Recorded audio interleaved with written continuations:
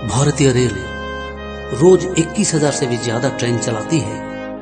इन गाड़ियों को बिना रुके, बिना थके दिन रात चलाने वाला लोको पायलट के ऊपर हजार यात्रियों और लाखों टन माल परिवहन का जिम्मेदारी होती है। ये रोज बहुत सारे विपरीत परिस्थितियों और चुनौतियों का सामना करते हैं। आइए आज हम देखते हैं कुछ असामान्य स्थितियों में लोको पायलट के कर्तव्य।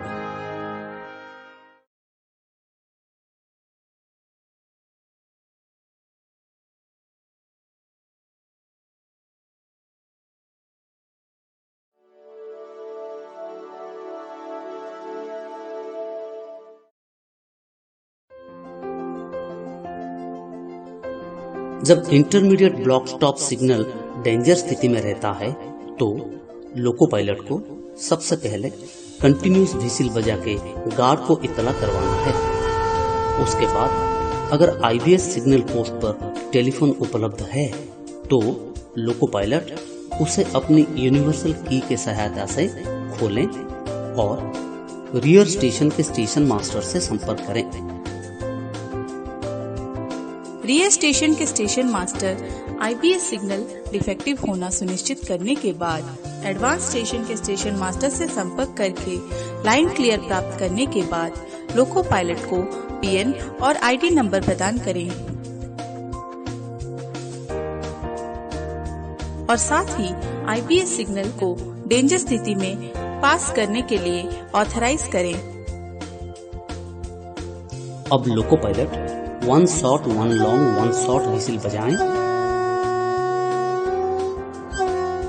फिर गार्ड से प्रोसीड हैंड सिग्नल पाने के बाद उनके साथ सिग्नल एक्सचेंज करें और आईबी सिग्नल को डेंजर स्थिति में पार करके आगे बढ़ें।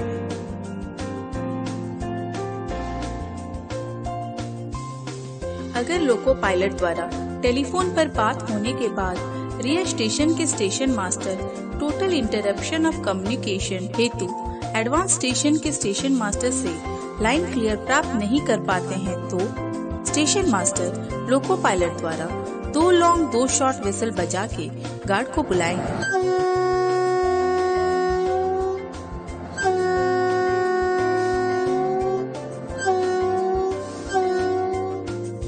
उनको टेलीफोन पर स्थिति के बारे में जानकारी दें और एक प्राइवेट नंबर देकर अगले ब्लॉक स्टेशन तक जाने के लिए ऑथराइज करें।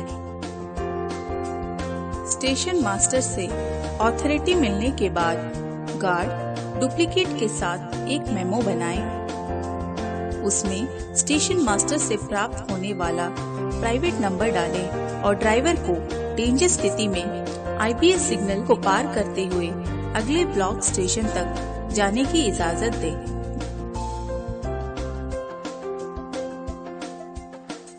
ध्यान दें, इस स्थिति में गाड़ी का स्पीड आगे का व्यू क्लियर होने पर 15 किलोमीटर और आगे का व्यू क्लियर ना होने पर 8 किलोमीटर प्रति घंटे तक सीमित रहना है।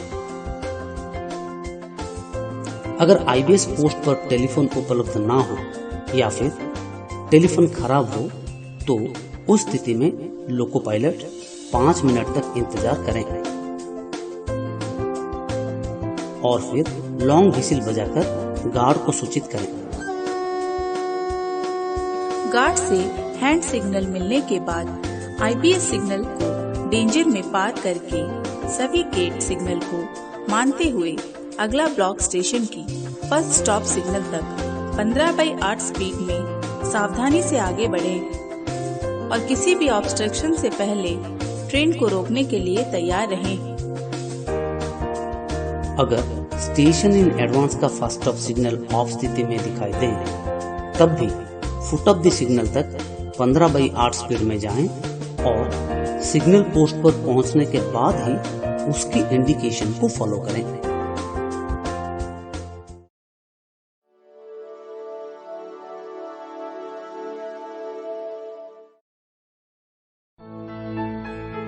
डबल लाइन सेक्शन में लोको पायलट को अगर कोई a marker automatic stop signal on यानी डेंजर स्थिति में मिलता है तो सबसे पहले वो अपनी ट्रेन को उस सिग्नल के पीछे खड़ा करें।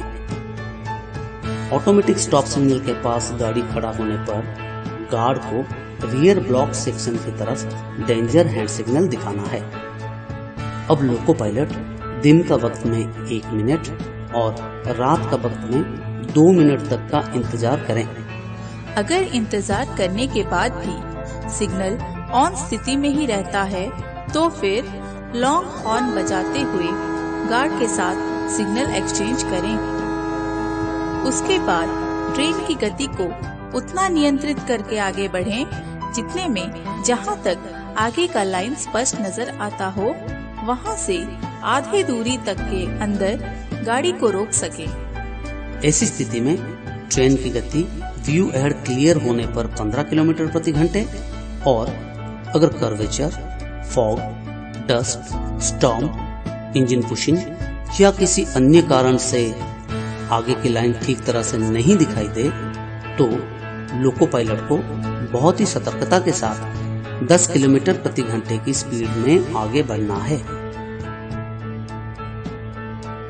लोको पायलट के साथ अगर असिस्टेंट लोको पायलट ना हो और वो जरूरी समझे तो 2 लॉन्ग 2 शॉर्ट हॉर्न बजा के गार्ड को इंजन में बुलाएं। गार्ड इंजन में आए और लोको पायलट को शार्प लुकआउट के साथ आगे बढ़ने में मदद करें। साथ ही सावधानी से आगे बढ़ें और किसी भी ऑब्स्ट्रक्शन से पहले ट्रेन को रोकने के लिए तैयार रहें। अगर नेक्स्ट स्टॉप सिग्नल ऑफ स्थिति में दिखाई दे तब भी फुट ऑफ द सिग्नल तक ज्यादा से ज्यादा सावधानी के साथ जाएं और सिग्नल पोस्ट पर पहुंचने के बाद ही उसकी इंडिकेशन को फॉलो करें। ध्यान दें, अगर उसके पीछे भी कोई गाड़ी हो जिसे हम फॉलोइंग ट्रेन कहते हैं, उसी ट्रेन की लोको पायलट जब आगे का व्यू क्लियर हो तब सामने वाला ट्रेन से कम 150 मीटर या फिर 2 क्लियर OHE स्पैन की दूरी मेंटेन करके सतर्कता के साथ आगे बढ़ें। ऐसी स्थिति में फॉलो करने वाला ट्रेन अगर EMU हो तो वो आगे वाला गाड़ी से 75 मीटर या फिर 1 OHE स्पैन की दूरी पर आगे बढ़े। और अगर डेंस फॉग हो तो उस स्थिति में लोको पायलट या मोटरमैन ज्यादा से ज्यादा 10 किलोमीटर प्रति घंटा या ऐसी स्पीड में जाए जैसे कि आगे जाने वाला गाड़ी या ऑब्स्ट्रक्शन के साथ एक उचित डिस्टेंस मेंटेन हो और आगे वाला गाड़ी का फ्लैशर टेल लैंप दिखाई दे। ध्यान दें, कुछ विशेष परिस्थितियां जैसे बाढ़ वगैरह होने पर फॉलोइंग ट्रेन आगे जाने वाला ट्रेन या बाधा के और नजदीक जा सकता है। याद रहे, अगर EMU ट्रेन का मोटरमैन बताए गए स्पीड से ज्यादा स्पीड में जाता हो और अगर गार्ड इंजन में ट्रेवल ना करता हो तो EMU ट्रेन की गार्ड सबसे पहले 3 रिंग 1 पॉज 3 रिंग देकर मोटरमैन का ध्यान आकर्षण करवाएं।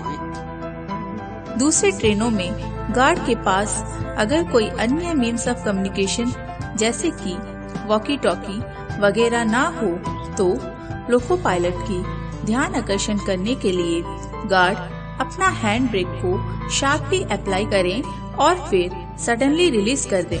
और रात के वक्त में अगर साइड लैंप हो तो उसे रिवर्स कर दें, यानी कि ड्राइवर की तरफ डेंजर और पीछे की तरफ सफेद दिखाई दें। जब ड्राइवर की ध्यान आकर्षित हो जाए तब गार्ड ग्रीन हैंड सिग्नल ऊपर नीचे करके स्पीड कम करने का इशारा करे। जिन ब्रेक वैन में कंटिन्यू ब्रेक का प्रावधान हो वहां गार्ड अपना ब्रेक अप्लाई करें। याद रहे, अगर automatic stop signal flickering, bobbing या कुछ अन्य तरह का बिहेव करता हो तो लोको पायलट उसकी सबसे रेस्ट्रिक्टिव एस्पेक्ट को मानते हुए वहां गाड़ी को खड़ा करें। अगर 60 सेकंड में सिग्नल का एस्पेक्ट स्टडी नहीं होता तो लोको पायलट उसे डिफेक्टिव तथा डेंजर मानते हुए ऊपर बताए गए तरीका अपनाएं। और अगर तभी सिग्नल स्टेडी हो जाता है और 60 सेकंड तक स्टेडी रहता है तो लोको पायलट स्टेडी एस्पेक्ट को मानते चले।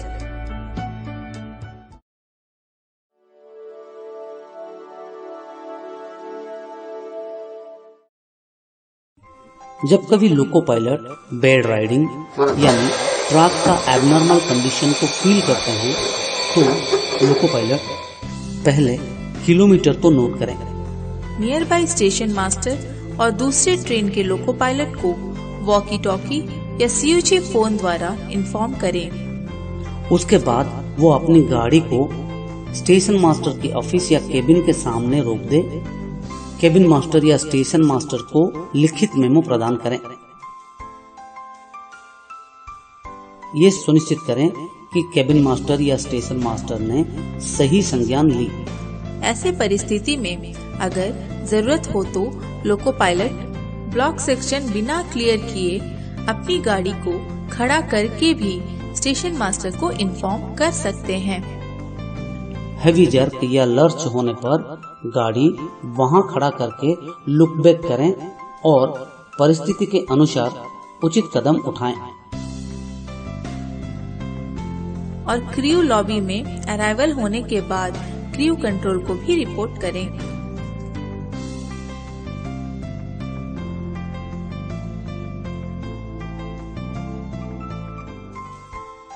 ध्यान दें, जब कोई गाड़ी ब्लॉक सेक्शन में स्टॉल हो जाता है और आगे बढ़ने की कोशिश में व्हील बर्न हो जाती है तो लोको पायलट पहले किलोमीटर, रेल तथा व्हील डैमेज को केयरफुली नोट करें।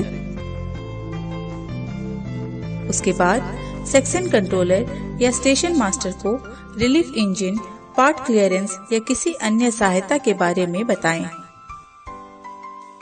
अगर दूसरे गाड़ियों के लिए ट्रैक सेफ ना हो तो वो ब्लॉक सेक्शन बिना क्लियर किए ही या फिर स्टेशन मास्टर के ऑफिस के सामने गाड़ी को खड़ा करके उनको लिखित मेमो प्रदान करें।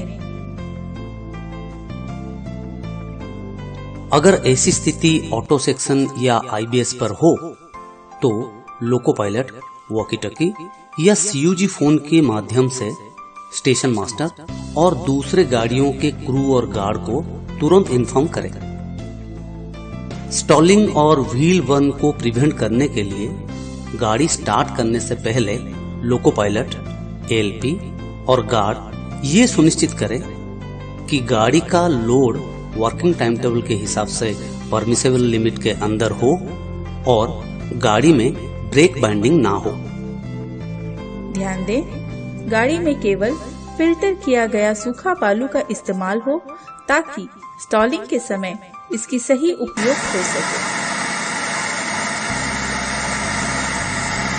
सैंडिंग प्रोसेस में अगर कोई गड़बड़ हो तो तुरंत इसकी खबर DPC को दें।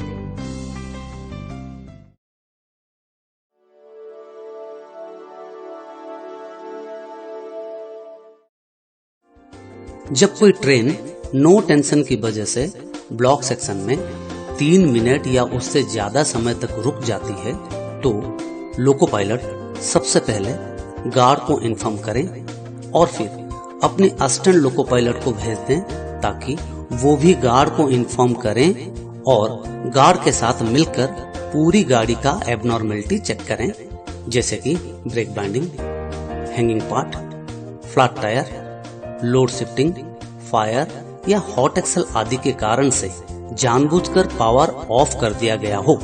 अगर इस बीच पावर सप्लाई रिस्टोर हो जाती है तो loco pilot assistant loco pilot को कॉल बैक करें और गार्ड से इजाजत मिलने के बाद गाड़ी को लेकर आगे बढ़ सकते हैं। अगर पावर सप्लाई रिस्टोर नहीं होता तो LP या गार्ड नजदीक इमरजेंसी टेलीफोन सर्किट या दूसरे अवेलेबल मीन्स जैसे कि वॉकी टॉकी, CUG आदि के सहायता से सेक्शन कंट्रोलर या TPC को कांटेक्ट करें। अगर कोई एबनॉर्मलिटी हो तो उसके बारे में इन्फॉर्म करें और अगर किसी सहायता की जरूरत हो तो उसके बारे में भी बताएं। और साथ ही गार्ड और लोको पायलट G&SR 6.03 और 9.10 के हिसाब से अब्सोल्यूट और ऑटोमेटिक सेक्शन में गाड़ी का प्रोटेक्शन करें, जो कि ये फिल्म की दूसरी पार्ट में दिखाया गया है। उसके बाद अपना एबनॉर्मलिटी के हिसाब से गार्ड और loco pilot, station master, controller और TPC के साथ डिस्कशन करने के बाद जो डिसीजन लिया जाएगा उसी हिसाब से काम करें। अगर सेक्शन कंट्रोलर या टीपीसी के साथ बातचीत नहीं हो पाता और उनकी गाड़ी में कोई भी अबनॉर्मलिटी ना हो और साथ ही पावर सप्लाई भी रिज्यूम हो जाता है, तो लोको पायलट नेक्स्ट ब्लॉक